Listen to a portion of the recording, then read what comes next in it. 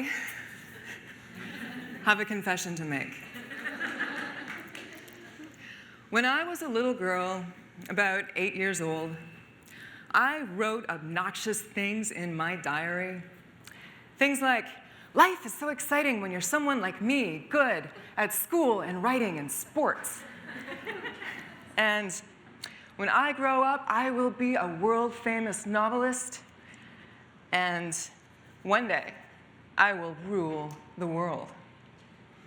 Actually, I never wrote down that I would rule the world, but I thought it. Because I was that kind of kid. I wanted to be great. Or a gig as a soap opera actress, but I would settle for greatness. And then one day, a few years later, when I was maybe 12 or 13, I found that same diary when I was cleaning out the drawers beneath my waterbed. This was the era of waterbeds. And I saw those scrawled words of my younger self. I felt mortified. I could not believe how deluded and egocentric I had clearly been. And I felt the need to destroy the evidence. So I threw the diary into this big garbage bag with the rest of my junk, and I never saw it again. Recently, I came across a quote by the wonderful singer Edith Piaf. She said, "I had a very high opinion of myself, perhaps with good reason." And that kind of blew me away, because for a woman, not just to think that and believe that, but to say that out loud, that took ovum.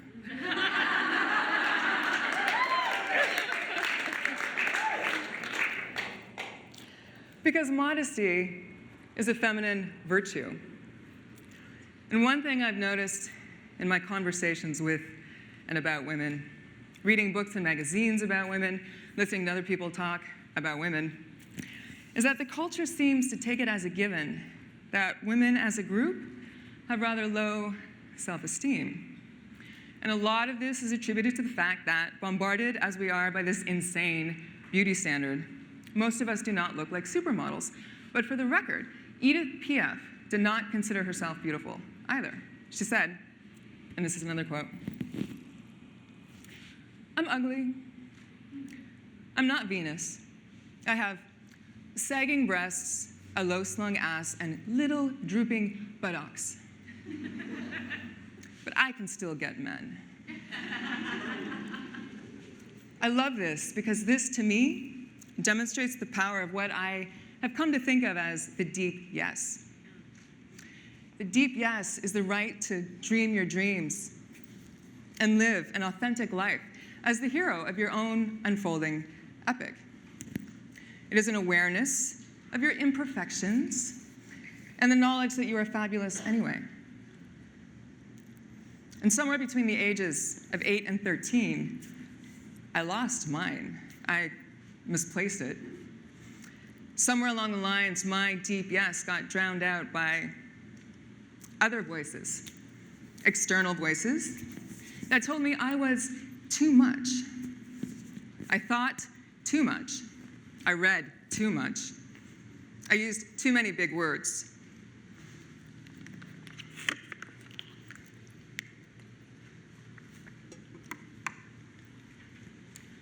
Boys in high school told me I was too competitive, when I did not even know that we were in a competition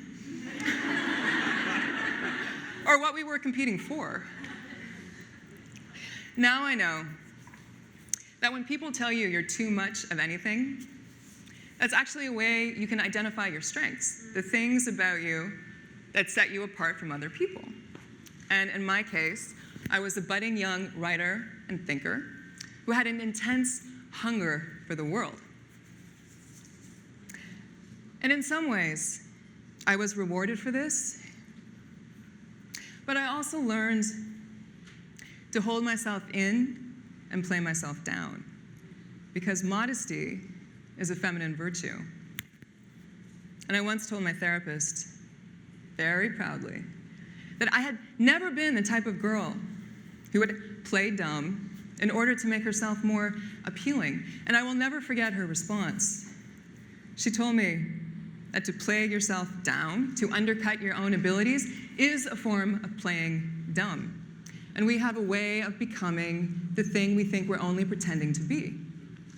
We have a way of rising or sinking to the level of expectation the culture holds for us. We like to think we're not influenced by the world around us, but truth is, we are hardwired to adapt to the herd.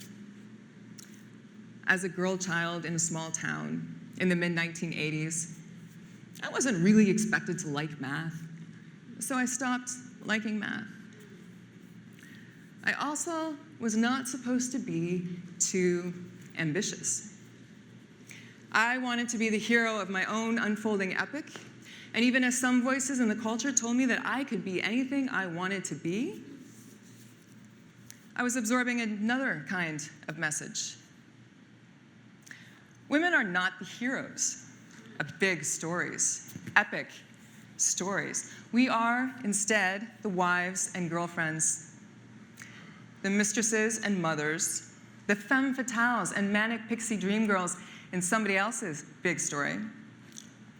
And that somebody else is usually a dude. Even the smart, feisty, bookish girl, if she's not careful, gets cast as the Hermione to someone else's Harry Potter. There's a saying, you have to see it to be it. So if you look into the culture and you do not see how you are entitled to the starring role in your own big story, you might just wake up one morning and smile and say, that's all right. You go ahead. I'll stay back here and organize the snack committee because somebody has to. But to define yourself as a supporting player, to live in someone's shadow, is a precarious position. Divorce happens. Widowhood happens. Kids grow up fast, and men have this habit of dying before we do. So the odds are good that any woman is going to spend a significant period of her life alone. But ask 20-something women about the possibility of being single at 30 or 40 or 50, chances are they will gasp in horror. But if we do not see single life as a real alternative, we remain just as controlled by marriage as any previous generation. And if you can't say no to something, you can't really say yes to it either. I was married to a man who became extremely successful. And as I watched him rise, I noticed two things. He worked very hard, much harder than your average bear. And he said no a lot. He said no to people who wanted his time and attention and energy.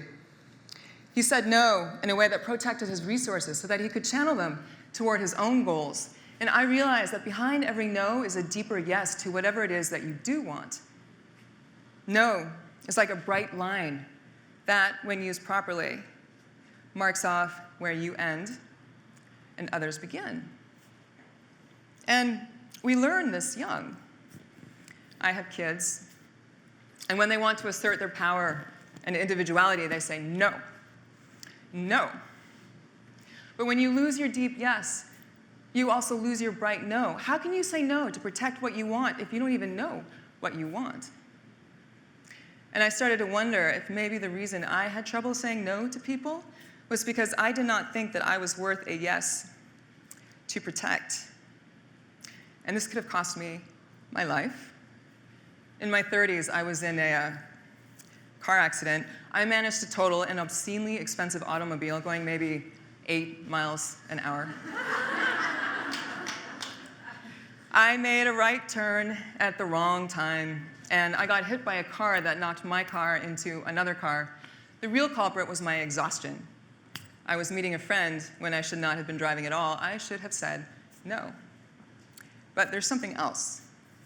After that sickening crunch of impact, after that moment when I realized that, damn, I had just been in an accident, my first thought was not, thank God I'm alive. And it wasn't, thank God nobody's hurt. It was, my husband is going to kill me because I wrecked the car. And sitting on the curb, trembling, drinking bottled water that a police officer gave me, I realized this was more than an accident. This was my wake-up call. How had I gotten to this point where I was more concerned about my husband's disapproval than the fact that I could have killed myself or somebody else? And in the days that followed, I thought back to that childhood diary, and I realized something. The moment I threw it out was the moment I made a bad decision. I decided not to trust the voice that filled those pages, the unfiltered voice of my deep yes, my own high opinion of myself. And I put that trust in these other voices, external voices, that let me know in a dozen subtle ways that I needed to remember my place, because modesty is a feminine virtue. I learned to look outside myself for the kind of validation and personal authority that can only be found deep within. I am calling it the deep yes, but some people call it self-worth. In the novel The Color Purple by Alice Walker, there's a character who writes letters to a friend named God. But she's also writing to the strength within herself.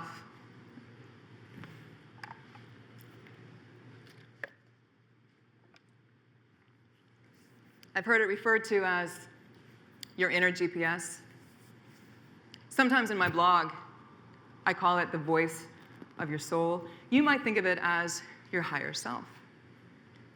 But it is a force that is constantly driving us toward wholeness. We ignore it or allow others to override it at our peril, because to deny it is to deny your nature, your true nature, to alienate yourself from the love of self that enables you to receive love from others. And the deep yes is an innately creative act. The way to reconnect with it, to free that inner voice, is through creative expression. There's a saying, show me who you love, and I will show you who you are.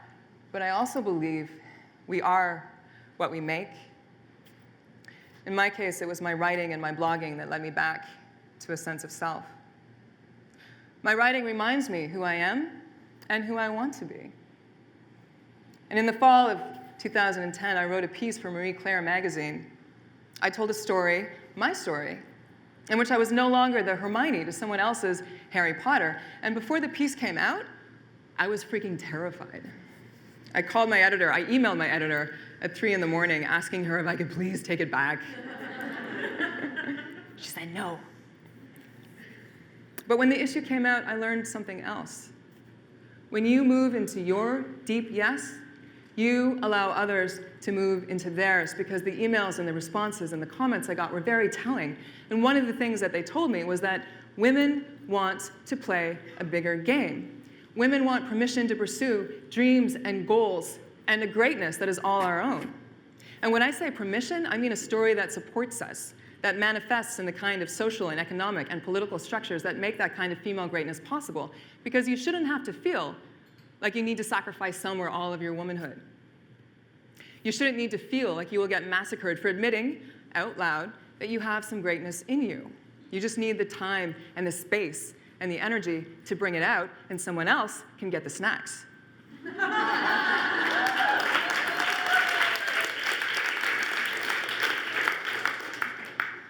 Women want a grand and inspiring call to adventure that points the way to a deeper life, even if it's still unclear in the year 2013 what that kind of badass womanly life is supposed to look like.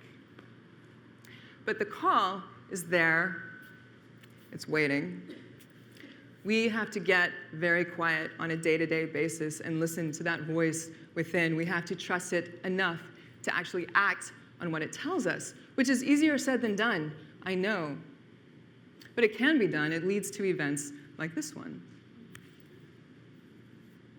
And the last thing I would like to leave you with is this.